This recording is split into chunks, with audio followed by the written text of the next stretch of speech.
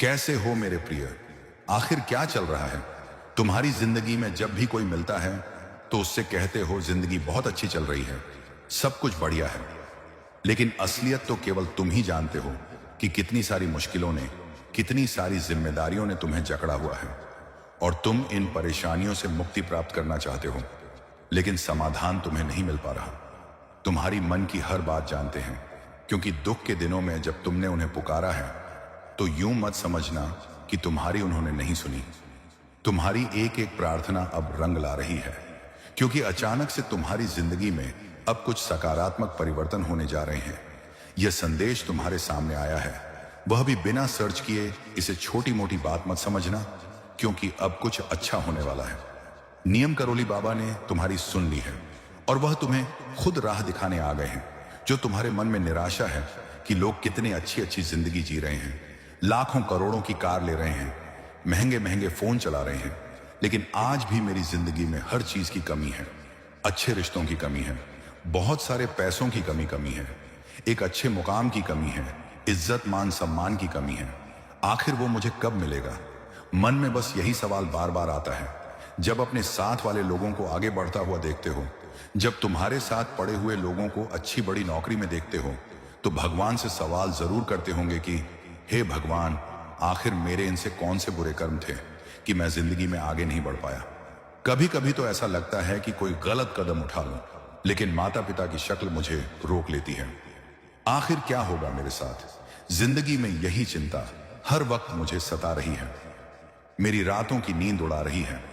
तब नियम करोली बाबा तुम्हें समझाना चाहते हैं, मेरे बच्चे, तुम अकेले नहीं हो। तुम चिंता मत करो, इस दुनिया की सबसे बड़ी शक्ति हर वक्त तुम्हारे साथ चल रही है। लेकिन तुम इतने ज्यादा डिप्रेशन में चले गए हो, इतनी ज्यादा ओवर थिंकिंग में चले गए हो कि तुम्हारे सामने जो कुछ भी अच्छा हो रहा है वह तुम्हें दिखाई ही नहीं दे रहा। वास्तविकता में नियम करोली बाबा आज तुम्हें सही ज्ञान देने वाले हैं, तुम्हारी जिंदगी की सारी मुश्किलों को दूर करने वाले हैं। अगर तुम्हारे पास बाबा को देने के लिए मात्र 5 मिनट का समय भी है, तो इस संदेश को अंत तक सुन लेना, इसको नजरअंदाज मत करना, क्योंकि बाबा खुद तुम्हें सही ज्ञान प्रदान करने वाले हैं, तुम्हें साक्षात दर्शन देने वाले हैं। जिस प्रकार एक छोटी सी बच्ची अपने खिलौनों से खेलती रहती है, बच्चों के अलग अलग खिलौने होते हैं। तुम्हारे घर में भी छोटे छोटे बच्चे होंगे जिनके पास किचन के सामान होंगे, जिसमें छोटा सा कुकर होगा, छोटी सी थाली होगी, छोटी सी कढ़ाई होगी। वे तुम्हारे पास आते और कहते कि मैं तुम्हें चाय बनाकर पिलाऊंगी। उस समय तुम्हें पता है कि यह खिलौनों में सब मजाक कर रही है, फिर भी तुम कहते हो कि हां, बनाओ। अब वह छोटी सी बच्ची जाती है, अपने छोटे छोटे कुकर में, छोटी छोटी कढ़ाई में चाय बनाने का नाटक करती और वही खाली छोटा सा कप तुम्हारे पास लाती है और कहती है यह चाय है, इसे पियो। उस समय तुम्हें पता है कि इस छोटे से खिलौने में कोई चाय नहीं है, लेकिन तुम पीते हो और उसे कहते हो कि चाय बहुत बढ़िया बनी है। उसी प्रकार से हमारी यह जिंदगी है। इस जिंदगी में कभी तुम्हें कुछ समझ नहीं आएगा कि क्या हो रहा है। कभी कभी बहुत मुश्किलें आ जाएंगी, लेकिन हर मुश्किल का सामना तुम्हें इस रूप में करना पड़ेगा कि यह सब कुछ जिंदगी में होना तय था। जो कुछ हो रहा है अच्छा हो रहा है। आज वह बुरा लग रहा है, लेकिन आने वाले समय में वह अच्छे परिणाम लेकर 100% आएगा। यह बात तुम समझ लो, बाबा तुम्हें यही तो समझाना चाहते हैं। जिस प्रकार हम उस छोटी बच्ची के नकली चाय के कप को पी लेते हैं और कहते हैं बहुत बढ़िया है, उसी प्रकार हमें जिंदगी की इन सारी मुश्किलों का घूंट बड़ा दिल रखकर पी जाना चाहिए और कहना चाहिए कि यह तो बहुत छोटी बात है, मैं काबिल हूं, भगवान ने मुझे सक्षम बनाया है। छोटी मोटी चुनौतियां मेरा बाल भी बांका नहीं कर सकती और मैं हर हाल में इन चुनौतियों को पार करके अपने लक्ष्य तक पहुंच कर रहूंगा। जिंदगी में कभी भी एक बात का ध्यान रखना, कोई तुम्हें गिरा नहीं सकता, कोई तुम्हें कमजोर बना नहीं सकता। जिस प्रकार लोहे की जंग ही उसे खराब कर देती है, वरना लोहे को कोई बर्बाद नहीं कर सकता, उसी प्रकार से तुम्हारी खुद की छोटी सोच, उसी प्रकार से तुम्हारा खुद को कमजोर समझना, खुद को नकारात्मक बनाए रखना, यही तुमको बर्बाद कर देता है। कोई दुश्मन जो जानता है कि तुम कैसे इंसान हो, तुम्हें कोई कमजोर नहीं कर सकता। तुम्हें अंदर से खोखला करना होगा तो वह तुम्हें गलत सलाह देना शुरू करता है, तुम्हें किसी के खिलाफ भड़काना शुरू करता है, तुम्हें गुस्सा दिलाना शुरू करता है, यही तरीके हैं जहां तुम बार बार असफल हो जाते हो। जिंदगी में जब गुस्सा आता है तो अगर तुम थोड़ा सा सब्र रख लोगे तो सब कुछ सही हो जाएगा। जब हम पानी को गर्म करते हैं तो वह थोड़ी देर गर्म रहता है, लेकिन फिर से थोड़ी देर के पश्चात ठंडा हो जाता है, क्योंकि यही उसका स्वभाव है। उसी प्रकार से हमारा गुस्सा होता है। अगर हम थोड़ी भी देर रुक जाए तो हमारा वह गुस्सा वापस शांत हो जाता है। यही हमारा स्वभाव है। लेकिन लोग क्या करते हैं, उस गुस्से की अवस्था में तांडव मचा देते हैं, और जब तक उनका गुस्सा शांत होता है तब तक सब कुछ खत्म हो चुका होता है। बाबा तुम्हें यही तो समझा रहे हैं, बात को ध्यान से सुनना।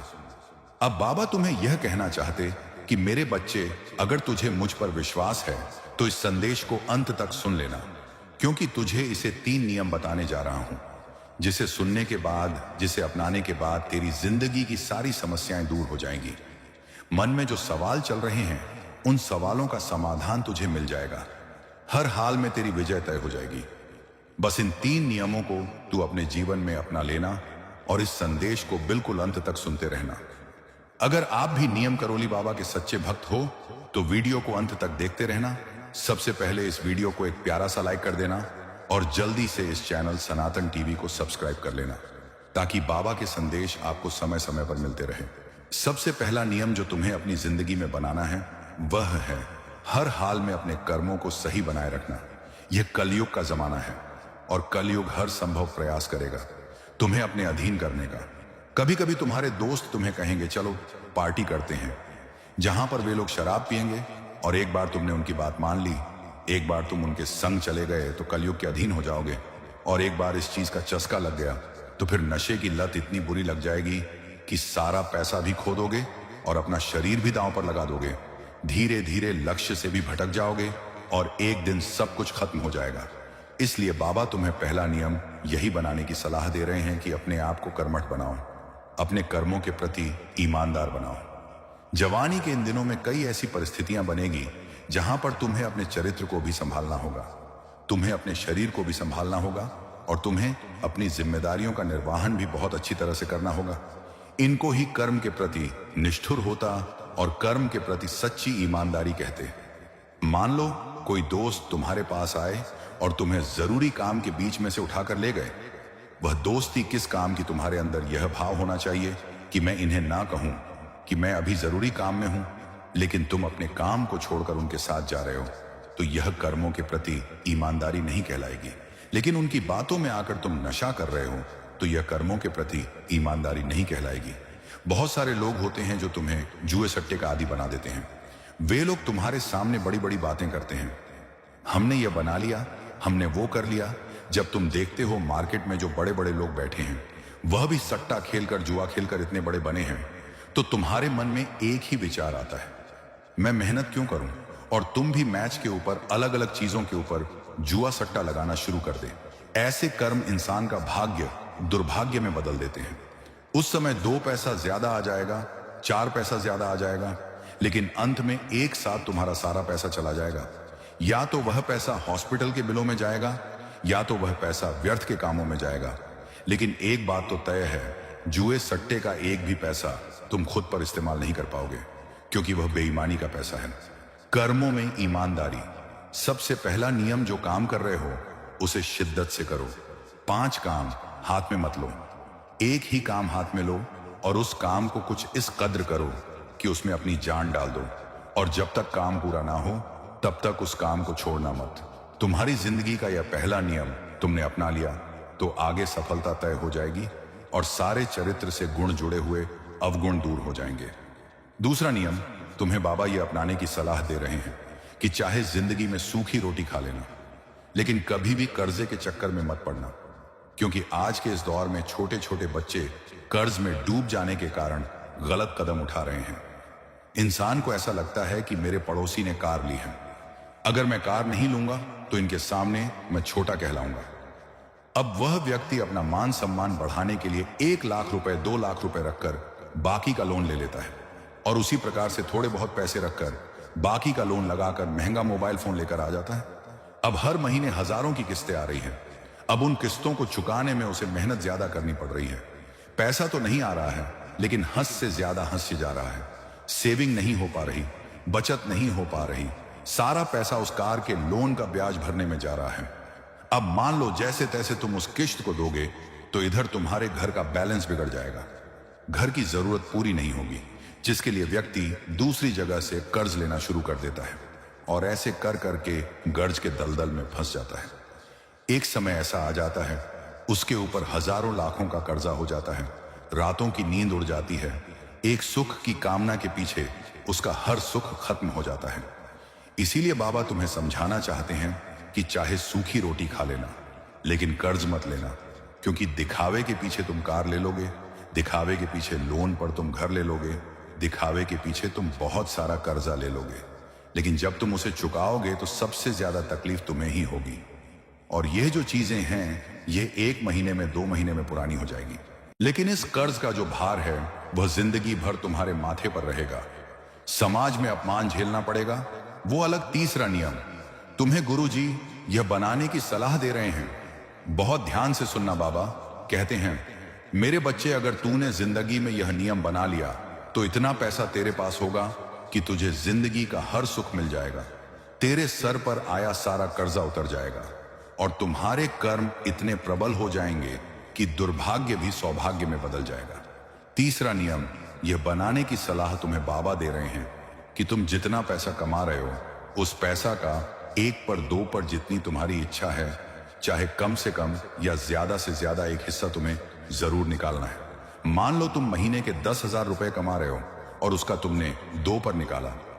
बात को बहुत ध्यान से सुनना, जो कि 1,000 होता है। अब उस 1,000 से तुम्हें पूरे महीने दान पुण्य के काम करने हैं।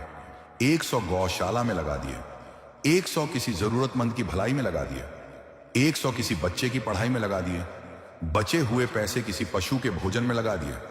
अलग अलग जरूरतमंदों को अलग अलग समाज सेवा में तुम्हें उन 1000 को लगाना है। यह काम तुम हर महीने शुरू कर दो। बाबा तुम्हें कह रहे हैं अमीर बनने का, इससे सरल उपाय और कुछ भी नहीं है। अपनी जिंदगी में एक नियम बना लो कि मैं हर महीने जितनी भी कमाई करूंगा उसका 1 परट 2 परट निकालकर उन पैसों को भगवान के काम में, समाज सेवा के काम में, गौ माता के काम में जरूर लगाऊंगा। ऐसा करने से हर महीने तुम्हें एक आत्मिक शांति मिलेगी। कभी कभी महसूस करना, यह जो पैसा कमाने में, पैसा उड़ाने में या घर वालों के बीच रहने में उतना मजा तुम्हें नहीं आएगा जितना मजा तुम्हें किसी भूखे को भोजन कराने में आएगा, जितना मजा तुम्हें किसी जानवर को खाना खिलाने में आएगा। जब किसी बेसहारे का सहारा बनोगे, जब वृद्धाश्रम जाकर कुछ बूढ़े लोगों के साथ बैठोगे, उन्हें अपना समझकर उनसे बात करोगे, उन्हें खाने के लिए कुछ सामग्री दोगे, तो वह दिल से तुम्हें दुआएं देंगे, क्योंकि उनके अपने उनके साथ धोखाधड़ी करके उन्हें वहां छोड़कर चले गए हैं। ऐसे बुढ़ापे में उन्हें जरूरत है औलाद की, और तुम जब उनकी औलाद बनोगे, जब तुम उनसे कुछ देर बात करोगे, उनके लिए कुछ खाने का लेकर जाओगे या वृद्धाश्रम के लिए कुछ आर्थिक मदद हर महीने करोगे, तो उन बूढ़े लोगों की दुआएं तुम्हें लगेगी। और यह जो माता पिता की दुआएं होती हैं, जो किसी बुजुर्ग की दुआएं होती हैं, यह इंसान को तुरंत ही मालामाल बना देता है। एक बात का ध्यान रखना, जिंदगी में हमेशा अच्छे काम करना, अच्छे कर्म करना। तुम्हें मन में यह विश्वास होना चाहिए कि मैंने आखिरी बार किसी की बुराई कब की थी, यह मुझे भी नहीं पता। आखिरी बार मैंने किसी के साथ गलत कब किया था, मुझे भी नहीं पता। मैंने किसी के साथ धोखाधड़ी कब की थी, मुझे भी नहीं पता। ऐसा पवित्र चरित्र तुम्हारा होना चाहिए। उसके बाद सफलता तुमसे दूर नहीं है। हर हाल में तुम विजय होंगे, क्योंकि तुम्हारे कर्मों के प्रति तुम्हारी ईमानदारी है। और बाबा तुम्हें यही तो समझाना चाहते हैं। इस जिंदगी को तुमने बेवजह उलझा रखा है। तुम्हारी जिंदगी तो बहुत शानदार है। तुम खुद को एक बात बता दो कि मैं जो चाहे वो कर सकता हूं। मेरे साथ परमात्मा खड़े हैं, इस संसार की सबसे बड़ी शक्ति खड़ी है। लेकिन संदेश में बाबा ने जो बातें बताई हैं, उन बातों का ध्यान जरूर रखना। इन 3 नियमों को अपनी जिंदगी में जरूर लाना, तुम्हें हर सफलता मिल जाएगी। अगर तुम्हें भी यह संदेश पसंद आया तो वीडियो को लाइक कर देना। साथ में इस चैनल सनातन टीवी को सब्सक्राइब करके बेल आइकन को प्रेस कर देना, और साथ ही साथ वीडियो को अपने प्रियजनों के साथ शेयर भी कर देना। इससे वो भी अच्छे रास्ते पर चलेंगे और अच्छे कर्म करेंगे। इसी कामना के साथ ही आप सदा सुखी रहो, नित प्रतिदिन आगे बढ़ो, यही मेरा आशीर्वाद है। अभी के लिए सभी भक्तों को जय श्री राम,